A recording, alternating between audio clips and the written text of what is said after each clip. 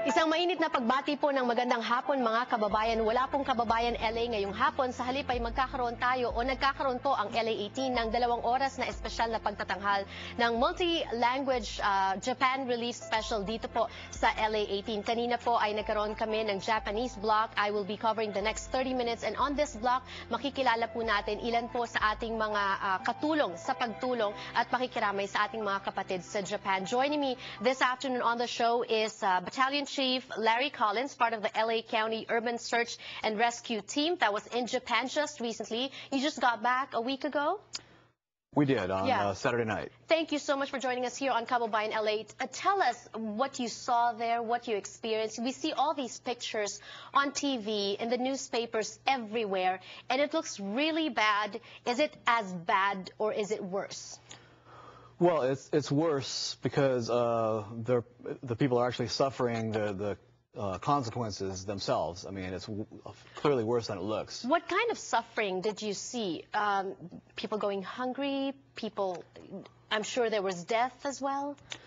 Well, you know, people have lost everything they own, and they've lost family members, of course, and the school that we had set up for our base of operations in, for example, elementary school, had its graduation the last day we were there, and the parents were not allowed to attend the graduation because so many of the children had parents that were missing. Wow. And they didn't want to have some children with parents there and some with no parents, so they said no parents. And that's just gives you a flavor for what's going on. That was the Ofunado area. That's really heartbreaking, but there's one hopeful message in that, and that is life moves on for them too. So the graduation continued, students graduated, and so they're trying to live and cope? As best they can. I mean, humans have the tendency to try to get back to some kind of normal rhythm when you can, and especially for children, you know, that it's important to try to establish that soon into a disaster if you can for their long-term mental health. So I think the Japanese authorities and the teachers and everyone else involved are doing a fantastic job of trying to, against the worst odds, you know, do those kinds of things. Is it really, when we say fantastic job, the officers, officials are doing a fantastic job, you know, trying to be with their people, trying to answer their people's questions, trying to allay fears and anxiety. But then at the same time, there's a question of, are they being truthful as to how far, let's say, for example, the nuclear radiation and the damage that it's causing, are they being factual and truthful, forthcoming when it comes to explaining to the people what really is going on? Well, we were in the Ofunado area and also Kamaishi, which is about 120 kilometers north of where the nuclear power plants were. So we weren't in the zone where it was a factor. We were monitored the whole time. We weren't getting radiation levels that were any higher where we were. And so the officials we were working with were firefighters and fire chiefs from Tokyo, Osaka, Sakai fire departments that had responded all the way up the coast and were assigned to manage the search and rescue in those areas that we were assigned, and we were working for them. And they were being as professional as you could ever be, very stoic, very heroic, and the measures they're taking to try to find live survivors and the collapses and the areas that have been impacted by the tsunamis themselves. And that's pretty much what our job was to work those areas. So that said, what was the biggest problem in your area? Well, Ofunado, my understanding was the estimates are around 4,000 or 5,000 people missing in that area, the last we heard. And then Komaishi, where we also did search operations, my understanding was it was close to 10,000 people missing in that region of the coast. And it's understandable why when you see what happened and how devastating that tsunami came in and how fast it came in. I talked to a number of people that survived it, and they said literally within 13 minutes is when the first wave struck in the Ofunado area, and that's not much time to get out of the way if you've got crowds trying to work their way up the coast or up into the highlands or in the inland areas. And I understand you were also in Kobe. You were there to observe after that disaster in 1995? 95, yes. Yeah. So how can you compare what happened then to what's happening now? Well, in 1995, we were invited to observe the search and rescue operations that were being conducted by the Japanese teams and the fire departments. But if you remember in 1995, outside search and rescue teams, with the exception of some of the Swiss search dog teams, they weren't brought into the mix in Kobe. And I think what you've seen since then, not just in Japan but also in the United States, is an understanding that when you get an overwhelming disaster like that, when it's catastrophic level, sometimes your country, sometimes no country can handle the consequences by themselves.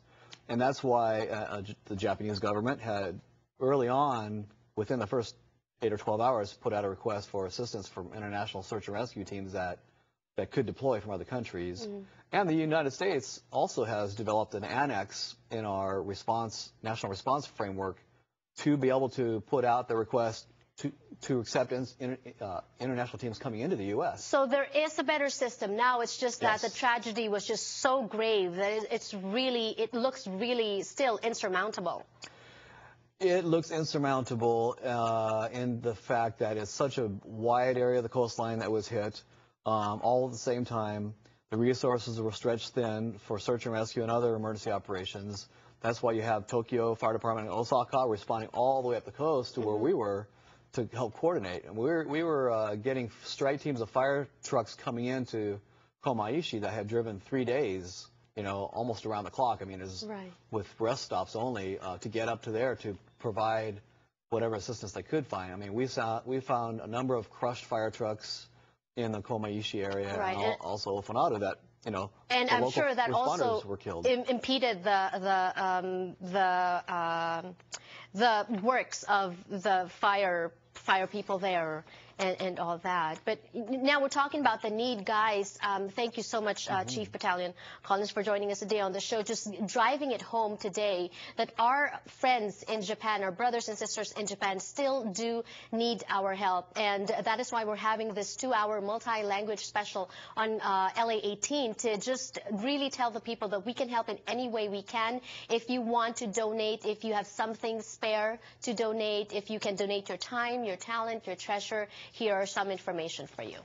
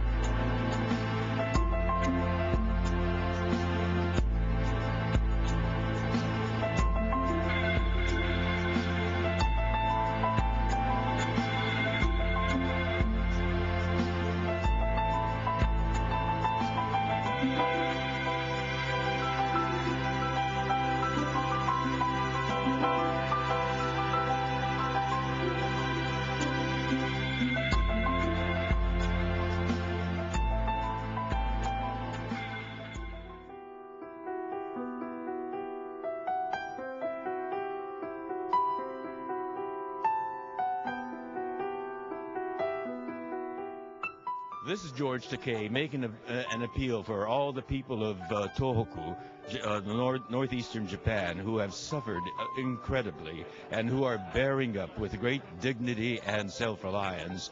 And so please give as generously as you can.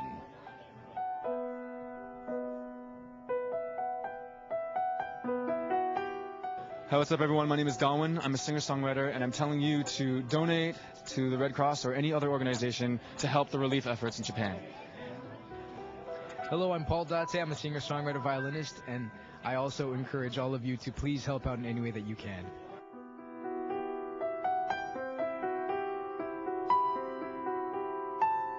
Hi, I'm Ian Anthony Dale. We've all seen the devastation that's happening in Japan, and I really think it's important for all of us to do our part and help out as much as possible. So every little thing helps, so do what you can and support the cause. Thanks a lot.